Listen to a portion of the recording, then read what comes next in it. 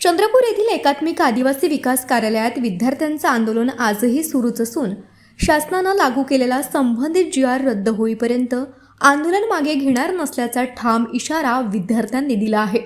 मागण्या मान्य होईपर्यंत आंदोलन सुरूच ठेवण्याची भूमिका विद्यार्थ्यांनी घेतल्यानं प्रशासनासमोर मोठं आव्हान उभं राहिलं आहे. आपल्या मागण्यांवर तातडीनं निर्णय घेण्याची मागणी करत विद्यार्थ्यांनी आक्रमक भूमिका कायम ठेवली आहे. दरम्यान प्रकल्प अधिकारी यांनी विद्यार्थ्यांच्या आंदोलनाची प्रशासनाकडून गांभीर्यानं दखल घेतली जात असल्याचं स्पष्ट केलं. महाराष्ट्राचे मुख्यमंत्री देवेंद्र फडणवीस तसंच आदिवासी विकास मंत्री अशोक उईके यांच्याशी शिष्टमंडळामार्फत चर्चा करून या प्रश्नावर निश्चितच तोडगा काढण्याचा प्रयत्न केला जाईल असं त्यांनी सांगितलं. आंदोलनस्थळी बसलेल्या सर्व विद्यार्थ्यांची प्रशासनाकडून काळजी घेतली जात असून कार्यालयातील संपूर्ण कर्मचारी उपस्थित आहेत अशी माहितीही प्रकल्प अधिकाऱ्यांनी दिली.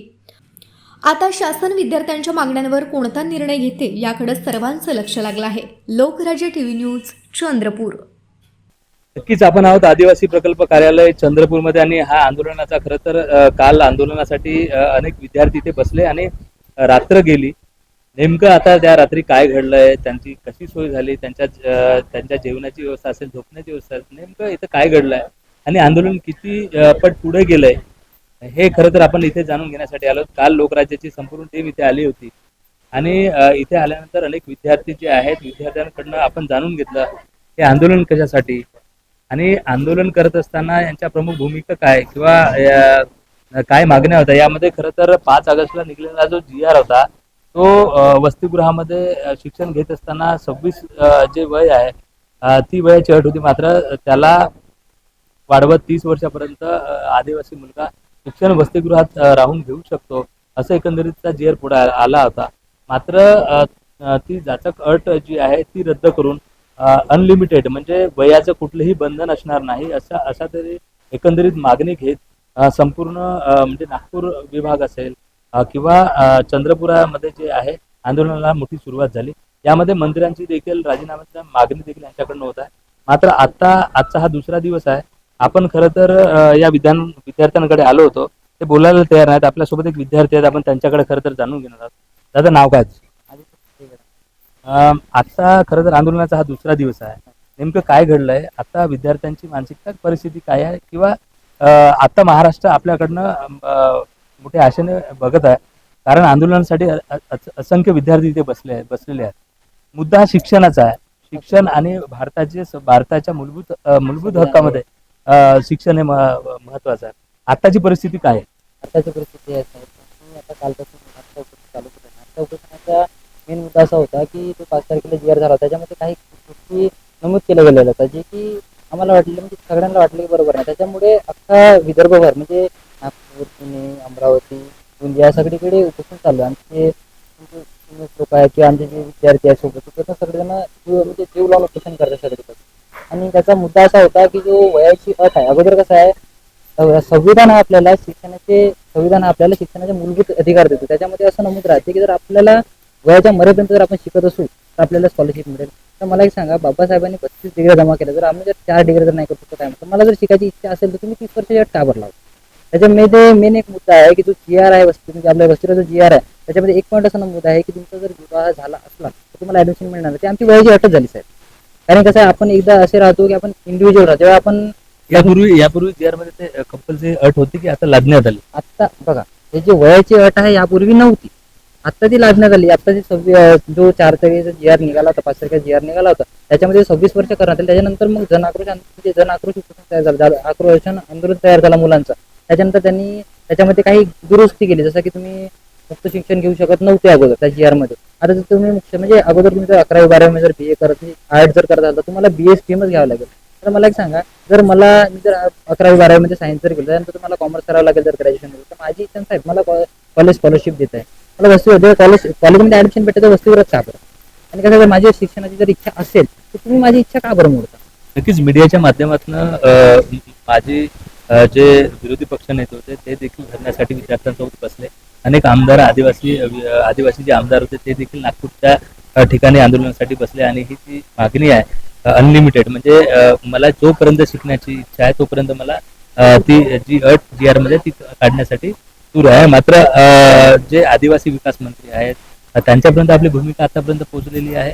की अजूनही तिथेपर्यंत आपण पोहोचायचे मे बी त्यांच्यापर्यंत पोहोचले. नाशिकमध्ये आता सध्या आमच्या मुलांची मिटिंग झाली, आमची मुलं काही गेले आहेत त्याच्यामध्ये बोलायला, आपलं जे रिस्पॉन्स आहे ते दाखवायला गेले आहेत. आणि म्हणजे त्यांच्यासाठी एक हे म्हणून त्यांचं धाडस म्हणून आम्ही इथं बसलेलो की बाबा आमचे विद्यार्थी तेवढा वेळ करते, आपण पण जर काही करू शकलो नाही. जर आज मी नाही बोललो साहेब तर माझ्यानंतर कोण बोलणार, आणि जर आज मी जर उभा नाही झालो साहेब तर माझ्यानंतर कोण होणार. जर मी नाही म्हणजे मी माझ्यासाठी स्वतःसाठी नाही करलो साहेब तर मग काय मतलब आहे या गोष्टी.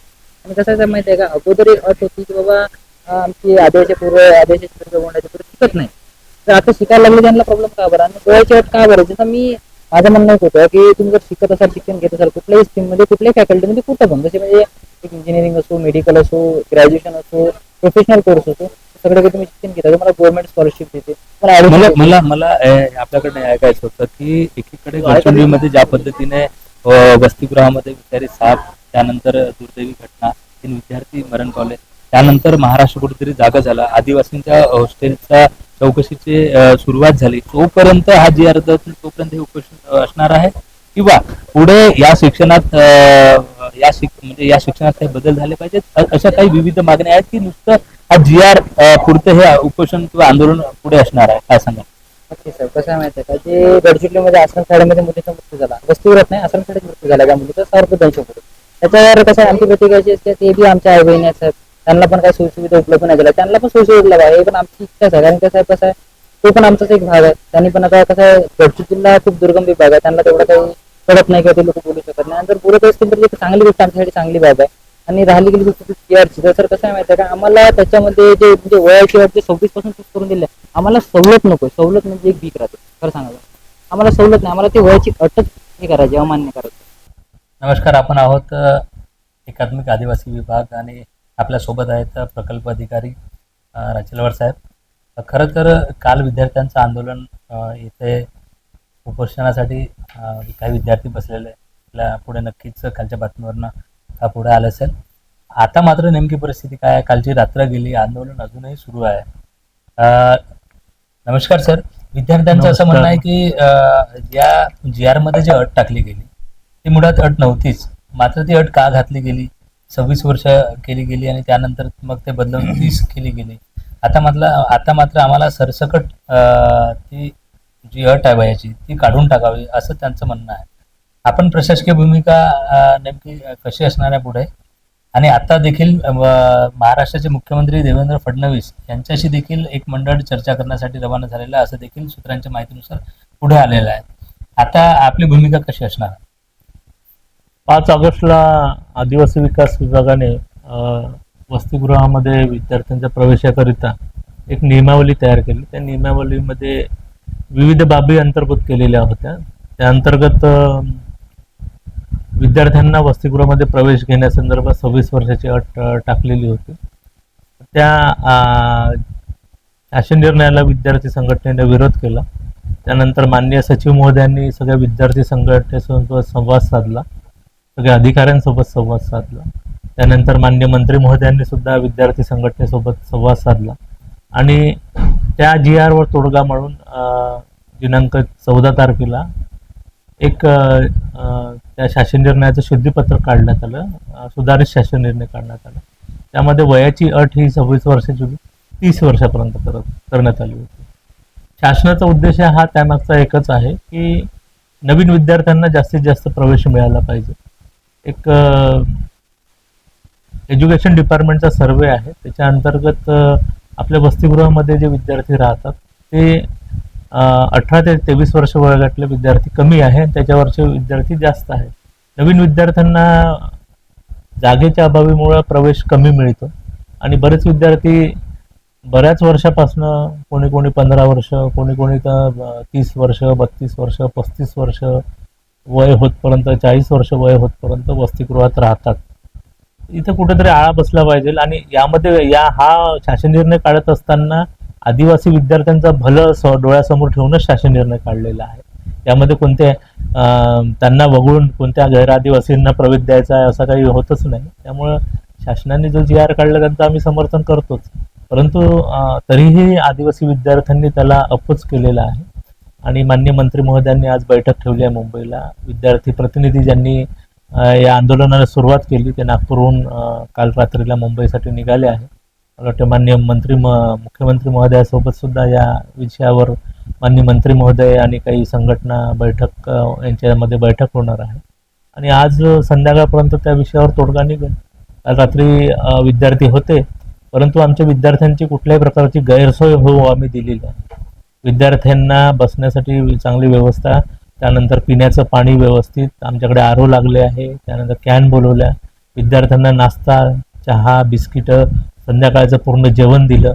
विद्यार्थ्यांना मुलींसाठी वेगळी झोपण्याची हॉलमध्ये व्यवस्था केली आमच्या बिल्डिंगमध्ये.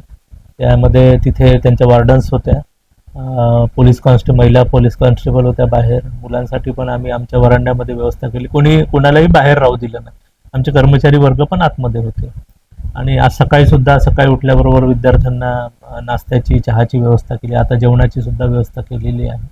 विद्यार्थ्यांची कुठल्याही प्रकारची गैरसोय आम्ही होऊन देत नाही आहे. विद्यार्थी शांतपणे आमचे बसलेले आहे. फक्त त्यांचं एकच म्हणणं आहे की GR संदर्भात आम्हाला तीच अट जी आहे, कारण बाकी अटी तर सगळ्या शिथिल केल्या. त्यांची जी मागणी होती 5 तारखेच्या GR नुसार, ती अट शिथिल करावी अशी त्यांची एकत्र मागणी आहे. आज संध्याकाळपर्यंत त्यावर काहीतरी तोडगा निघेल असं मला वाटते.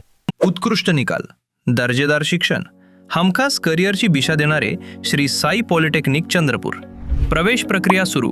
31 वर्षांची गुणवत्तापूर्ण तांत्रिक शिक्षणाची परंपरा, विद्यार्थ्यांच्या उज्ज्वल भविष्यासाठी अनुभवी प्राध्यापक, आधुनिक प्रयोगशाळा, इंडस्ट्री ओरिएंटेड शिक्षण आणि उत्कृष्ट प्लेसमेंटची संधी. पॉलिटेक्निक डिप्लोमा 3 वर्ष, mechanical engineering, electrical engineering, computer engineering, civil engineering, electronics आणि telecommunication engineering, mining and mine surveying engineering, diploma in medical lab technology BTech engineering, advanced diploma in X ray radiography techniques. कॉलेजमधील विशेष सुविधा, उच्च शिक्षित व अनुभवी प्राध्यापक वर्ग, अत्याधुनिक व सुसज्ज प्रयोगशाळा, कम्प्युटर सेंटर व स्मार्ट क्लासरूम्स, डिजिटल लायब्ररी व रीडिंग रूम, लँग्वेज लॅब सुविधा, सेंट्रल वर्कशॉप, इंडस्ट्रियल व्हिजिट्स व internship training, campus placement training, personality development व इंटरव्ह्यू गायडन्स, कॉलेज बस सुविधा, बॉयज अँड गर्ल्स हॉस्टेल सुविधा, कॅन्टीन व मेस सुविधा. Placement हीच आमची ओळख. नामांकित कंपन्यांमध्ये विद्यार्थ्यांची निवड: Tata, Mahindra, Bajaj, HCL, Cummins, Adani power, CEAT tyre, Ambuja cement आणि इतर नामांकित कंपन्यांमध्ये करिअरची संधी. आजच आपल्या उज्ज्वल भविष्यासाठी प्रवेश निश्चित करा. Shri Sai polytechnic, Nagpur road, Chandrapur. ॲडमिशनसाठी 7768 999 001 किंवा 9429 693737 या क्रमांकावर संपर्क साधा. Admission open. Shri Sai college of engineering and technology, Bhadravati.